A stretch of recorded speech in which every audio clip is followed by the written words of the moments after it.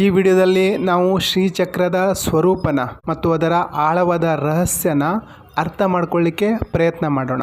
ಶ್ರೀಯಂತ್ರ, ಶ್ರೀಚಕ್ರ ಇದು ಇಡೀ ಬ್ರಹ್ಮಾಂಡದ ಸೃಷ್ಟಿ ಮತ್ತು ಮಾನವನ ಆತ್ಮದ ವಿಕಾಸವನ್ನು ತೋರಿಸುವ ಒಂದು ಅದ್ಭುತ ನಕ್ಷೆ.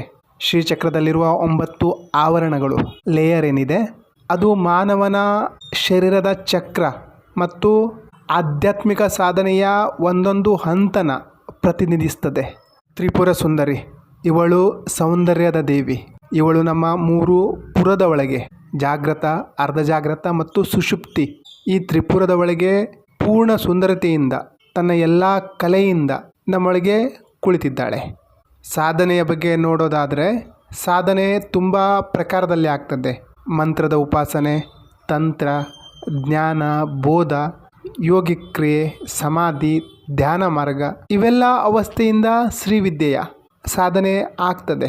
ಈ ಮಹಾವಿದ್ಯೆ, ಪರಾವಿದ್ಯೆಯ ಉಪಾಸನ ಕ್ರಮ ಏನಿದೆ, ಸಾಧನಾ ಕ್ರಿಯೆ ಏನಿದೆ, ಇದರ ಸಾಧನೆ ದೊಡ್ಡವರೇ ಮಾಡಿದ್ದಾರೆ. ಅಂದರೆ ಭಗವಾನ್ ದತ್ತಾತ್ರೇಯ, ಪರಶುರಾಮ, ಅಗಸ್ತ್ಯ, ಶಂಕರಾಚಾರ್ಯ ಇವರು ಮಾಡಿದ್ದಾರೆ.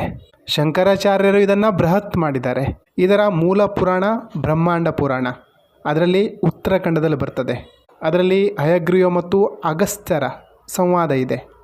ಲಲಿತಾ ಸಹಸ್ರನಾಮದ ರೂಪದಲ್ಲಿ ಪ್ರಚಲಿತ ಆಗಿದೆ. ಇದರಲ್ಲಿ ಸಾಧಕನ ಮೇಲೆ ಆ ಮಹಾಮಾಯೆ, ಆ ಮಹಾಶಕ್ತಿ ಯಾವ ರೀತಿ ಸಾಧಕನ ಸಹಸ್ರ ಕಮಲದ ಮೇಲೆ ಅಮೃತ ವರ್ಷನ ಹರಿಸ್ತಾಳೆ, ಪ್ರಯೋಜನನ ತೋರಿಸಿದ್ದಾರೆ. ಸಹಸ್ರನಾಮ ಈ ಸಹಸ್ರ ದಳದ ಸಿದ್ಧಿಯ ಶಕ್ತಿಯಾಗಿದೆ. ಸಹಸ್ರದಳ ಕಮಲದಲ್ಲಿ ನಾವು ಒಂದೊಂದೇ ಸಹಸ್ರನಾಮನ ಜೋಡಿಸ್ತಾ ಹೋಗ್ತೀವಿ. ಆವಾಗ ಎಲ್ಲ ಸಿದ್ಧಿಯ ಅನುಭವ ಆಗಲಿಕ್ಕೆ ಶುರು ಆಗ್ತದೆ. ಪ್ರತಿಯೊಂದು ಹೆಸರಲ್ಲಿ ಬೇರೆ ಬೇರೆ ಪ್ರಯೋಜನ ಇರ್ತದೆ. ಆ ಪ್ರಯೋಜನದಿಂದನೇ ಈ ವಿದ್ಯೆ ಸಿದ್ಧ ಆಗ್ತದೆ. ಇಚ್ಛೆ, ಕ್ರಿಯೆ, ಜ್ಞಾನ, ಈ 3 ತ್ರಿಪುರದ ಸನ್ನೆ. ಶ್ರೀಚಕ್ರ ಒಂದು ರಥ ಆದರೆ ಅದರ ಸಾರಥಿ ಆತ್ಮ. ಆತ್ಮ ಅಂದರೆ ಪರಮ ಚೈತನ್ಯದ ಶಿವಸ್ವರೂಪ. ಈ 7 ಮಹಾಚಕ್ರನ ಸಂಭಾಳಿಸಲಿಕ್ಕೆ ಕುಳಿತಿರುವಂಥವನು. ನಾವು ಪದ್ಮಾಸನದಲ್ಲಿ ಕುಳಿತಾಗ ನಮ್ಮ ಪೂರ್ತಿ ಶರೀರ ಪಿರಮಿಡ್ ರೀತಿ ಕಾಣ್ತದೆ. ಅದರೊಳಗೆ ಚಕ್ರ ಏನಿದೆ ಅದರ ರಚನೆ ನೋಡೋದಾದರೆ ಶ್ರೀಯಂತ್ರದ ಥರನೇ ಇದೆ. ತ್ರಿಪುರ ಸುಂದರಿ ಶ್ರೀವಿದ್ಯೆಯೊಳಗೆ ಶ್ರೀಚಕ್ರಕ್ಕೆ ತುಂಬ ಮಹತ್ವ ಇದೆ. ಇದರಲ್ಲಿ 9 ಆವರಣ ಬರ್ತದೆ. ಈ 9 ಚಕ್ರದ ಪೂಜೆ ಯಾವ ರೀತಿ ಆಗ್ತದೆ ಅದನ್ನು ತಿಳಿಯೋದು ಅವಶ್ಯಕ ಆಗಿದೆ. ಈ 9 ಚಕ್ರದ ಆವರಣ, ಈ 9 ವ್ಯೂಹ ಏನು ಅದನ್ನು ಅರ್ಥ ಮಾಡ್ಕೊಳ್ಬೇಕಾಗ್ತದೆ. ಯಾಕಂದರೆ ಎಲ್ಲಿಯವರೆಗೆ ಈ ವ್ಯೂಹದ ರಹಸ್ಯ ನಾವು ಅರ್ಥ ಮಾಡ್ಕೊಳ್ಳಲ್ವೋ ಅಲ್ಲಿ ತನಕ ನಮಗೆ ಶ್ರೀಚಕ್ರ ಅರ್ಥ ಆಗಲ್ಲ. ಅಲ್ಲಿ ತನಕ 9 ಚಕ್ರದ ರಹಸ್ಯನ ನಮಗೆ ಅರ್ಥ ಮಾಡ್ಕೊಳ್ಳಿಕ್ಕಾಗಲ್ಲ. ಹಾಗಾಗಿ ಈ 9 ಲೇಯರ್ ಏನು, ಈ 9 ಪರದೆ ಏನು ಅನ್ನೋದನ್ನು ಅರ್ಥ ಮಾಡ್ಕೊಳ್ಬೇಕಾಗ್ತದೆ. ಇಲ್ಲಿ ಜನ ಏನು ಮಾಡ್ತಾರಂದರೆ ಶ್ರೀಚಕ್ರದ ಉಪಯೋಗ ಯಾವ ರೀತಿ ಮಾಡ್ತಾರಂದರೆ ಅದು ಭಾರತದಲ್ಲಾಗಿರ್ಬೋದು, ವಿದೇಶದಲ್ಲೂ ಆಗಿರ್ಬೋದು. ಇಲ್ಲಿ ಜಾಸ್ತಿ ಪ್ರಚಲಿತ ಇರುವಂತಹ ವಿದ್ಯೆ ಅಂದರೆ ಶ್ರೀವಿದ್ಯೆ. ಜಾಸ್ತಿ ಪ್ರಚಲಿತ ಇರುವಂತಹ ಯಂತ್ರ ಅಂದರೆ ಶ್ರೀಯಂತ್ರ. ಈಗಂತೂ ಇದನ್ನು ಎಲ್ಲರೂ ತಮ್ಮ ಮನೆಯಲ್ಲಿ, ಆಫೀಸಲ್ಲಿ, ಅಂಗಡಿಯಲ್ಲಿ, ಬ್ಯಾಂಕಲ್ಲಿ, ತಮ್ಮ ಕೆಲಸ ಮಾಡೋ ಜಾಗದಲ್ಲೆಲ್ಲ ಇಟ್ಕೊಳ್ತಾ ಇದ್ದಾರೆ. ಯಾಕೆ? ಅದನ್ನು ಇಟ್ಕೊಂಡ್ರೆ ದುಡ್ಡು ಬರ್ತದೆ. ಈ ಶ್ರೀಯಂತ್ರ ನಿಜವಾಗಿಯೂ ದುಡ್ಡು ಕೊಡ್ತದ? ಒಂದ್ಸಲ ನಿಮ್ಮನ್ನು ನೀವು ಕೇಳ್ಕೊಳ್ಳಿ. ಈ ವಿದ್ಯೆ ಪ್ರಾಪ್ತಿ ಮಾಡಿಕೊಡೋದ್ರಿಂದ ನಮಗೆ ಶಾಂಭವಿ ಅಥವಾ ಯಾವುದೇ ಶಕ್ತಿ ಪ್ರಾಪ್ತಿ ಆಗ್ತದ? ಈಗಂತೂ ಇವೆಲ್ಲ ತೋರಿಕೆ ಆಗಿಬಿಟ್ಟಿದೆ. ತೋರಿಕೆ ಬೇಡ, ವಿವೇಕನ ಜಾಗೃತ ಮಾಡ್ಕೊಳ್ಬೇಕಾಗಿದೆ. ಕೆಲವೊಬ್ಬರು ಶ್ರೀ ಸೂಕ್ತಂನಿಂದ ಶುರು ಮಾಡ್ತಾರೆ, ಕೆಲವೊಬ್ಬರು ಖಡ್ಗಮಾಲದಿಂದ ಶುರು ಮಾಡ್ತಾರೆ. ಈ ಶ್ರೀ ಸೂಕ್ತಂನ ಅರ್ಥ ಗೊತ್ತಿಲ್ಲದೆ 16 ಮಂತ್ರದ ಅಭಿಷೇಕ ಮಾಡೋದು, ಹೋಮ ಮಾಡೋದು, ಹವನ ಮಾಡೋದು. ಒಂದು ವೇಳೆ ಈ ರೀತಿ ಮಾಡೋದ್ರಿಂದ ದುಡ್ಡು ಬರ್ತದೆ ಅನ್ನೋ ಹಾಕಿದರೆ ಬ್ರಾಹ್ಮಣರೆಲ್ಲ ಕೋಟ್ಯಾಧಿಪತಿಗಳಾಗ್ತಿದ್ರು. ಯಾಕಂದರೆ ಅವರು ಡೈಲಿ ಶ್ರೀ ಸೂಕ್ತಂ ಹೇಳ್ತಾರೆ, ಎಲ್ಲ ಮಾಡ್ತಾರೆ. ಈಗಂತೂ ಒಂದೇ ದಿನದಲ್ಲಿ ಶ್ರೀವಿದ್ಯೆ ಹೇಳ್ಕೊಡುವಂಥವರು ಇದ್ದಾರೆ. ಶ್ರೀವಿದ್ಯೆ ಯಾಕೆ ಕಲಿತಾ ಇದ್ದಾರೆ? ಶ್ರೀಯಂತ್ರದ ಪೂಜೆ ಯಾಕೆ ಮಾಡ್ತಾರೆ ಅಂದರೆ ದುಡ್ಡು ಬರಬೇಕು, ಅದರಿಂದ ದುಡ್ಡು ಬರ್ತದೆ. ಹೇಳ್ಕೊಡುವಂಥ ಗುರುಗಳು ಸಹ ಇದರಿಂದ ನಿಮಗೆ ಒಳ್ಳೆಯದಾಗತ್ತೆ ಅಂತಾರೆ. ಆದರೆ ಅದರ ರಹಸ್ಯನ ಯಾರೂ ಅರ್ಥ ಮಾಡಿಸಲ್ಲ.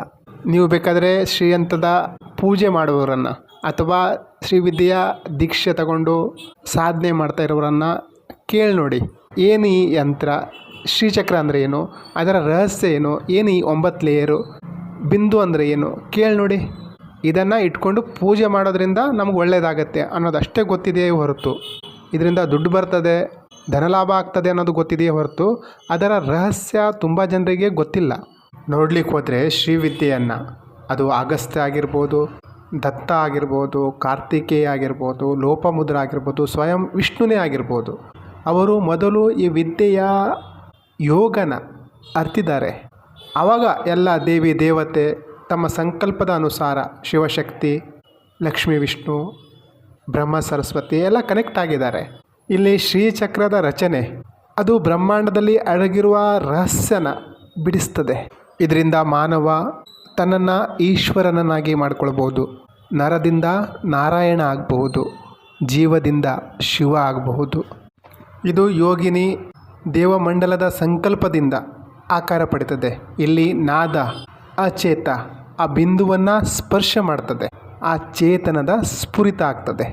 ಇಡೀ ಬ್ರಹ್ಮಾಂಡದ ಉತ್ಪತ್ತಿ ನಾದದಿಂದ ಆಗಿದೆ. ಈ ನಾದ ಅಚೇತ ಏನಿದೆ ಆ ಬಿಂದುವನ್ನು ಸ್ಪರ್ಶ ಮಾಡ್ತದೆ.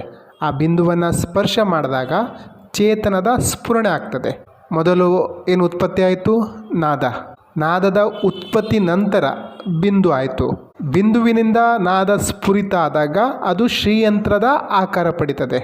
ತನ್ನ ಸಂಕಲ್ಪದ ಅನುಸಾರ ಬ್ರಹ್ಮಾಂಡದ ವ್ಯಾಪ್ತ ಆಗ್ತದೆ ಮತ್ತು ತನ್ನ ವ್ಯೂಹದ ರಚನೆ ಮಾಡ್ತದೆ.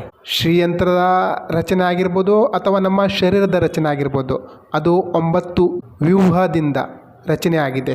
ಅದರಲ್ಲಿ ಅಂತ್ಯದಲ್ಲಿ ಶಿವ, ಆರಂಭದಲ್ಲಿ ಜೀವ, ಅಂತ್ಯದಲ್ಲಿ ಜೀವ, ಆರಂಭದಲ್ಲಿ ಶಿವ. ಈ ರೀತಿ ಶ್ರೀವಿದ್ಯೆ ಯೋಗ ಅಂತಾರೆ. ನಾವು ಮೊದಲು ಶಿವ ಆಗಿದ್ದೆವು, ಆದರೆ ಈಗ ಜೀವ ಆಗಿದ್ದೇವೆ. ನಾವೀಗ ಸಾಧನೆ ಮಾಡಿ ವಾಪಸ್ ಆ ಶಿವ ತತ್ವನ ಪ್ರಾಪ್ತಿ ಮಾಡಿಕೊಳ್ಬೇಕಾಗಿದೆ. ಇದನ್ನೇ ಸಾಧನೆಯ ಸರ್ಕಲ್, ವ್ಯೂಹ ಅಂತೀವಿ. ಇದನ್ನೇ ಶ್ರೀವಿದ್ಯೆಯ ಯೋಗ ಅಂತಾರೆ. ಈ 9 ಲೇಯರಿಂದ ಹೊರ ಬಂದರೆ ನಾವು ಶಿವ ಆಗ್ತೀವಿ. ಆ 9 ಲೇಯರ್ ಏನು, ಆ 9 ಲೇಯರ್ ಯಾವುದು ಏನು ಅನ್ನೋದನ್ನು ನಾವು ಮುಂದಿನ ವಿಡಿಯೋದಲ್ಲಿ ಅರ್ಥ ಮಾಡ್ಕೊಳ್ಳೋಣ.